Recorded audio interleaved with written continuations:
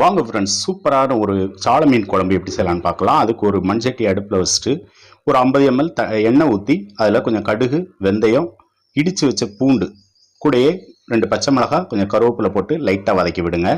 பூண்டு லைட்டாக வதங்கி வந்ததும் ஒரு 150 கிராம் சின்ன வெங்காயத்தை கட் பண்ணி அதை நல்லா சிவந்து வர வரைக்கும் வதக்கிடலாம்.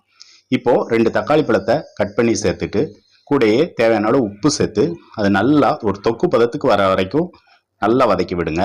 இந்த டைமில் கொஞ்சம் மஞ்சள் பொடி, 1.5 டீஸ்பூன் மிளகாய் பொடி, 2 டேபிள் ஸ்பூன் அளவுக்கு குழம்பு மிளகாய் பொடி சேர்த்து அது நல்லா எண்ணெய் பிரிஞ்சு வர வரைக்கும் நல்லா வதக்கி விட்டுட்டு ஒரு எலுமிச்சம்பழம் அளவு புளியை கரைச்சி அந்த தண்ணியை சேர்த்துக்கோங்க. இப்போ நல்லா ஒரு முறை கொதிச்சு வரட்டும். தேவையான அளவு தண்ணி சேர்த்துக்கலாம். மூடி போட்டு நல்லா கொதிச்சு வந்ததுக்கப்புறம் ஒரு 2 சில் தேங்காயை அரைச்சி நான் இதில் சேர்த்துக்கிறேன். சேர்த்துட்டு ஒரு முறை கலந்து விட்டுட்டு அது ஒரு கொதி வந்ததும் நான் கழுவி சுத்தம் பண்ணி வச்ச சால மீனை சேர்த்து நல்லா சிம்மில் ஒரு 10 நிமிஷம் போட்டிங்கன்னா சூப்பரான மீன் குழம்பு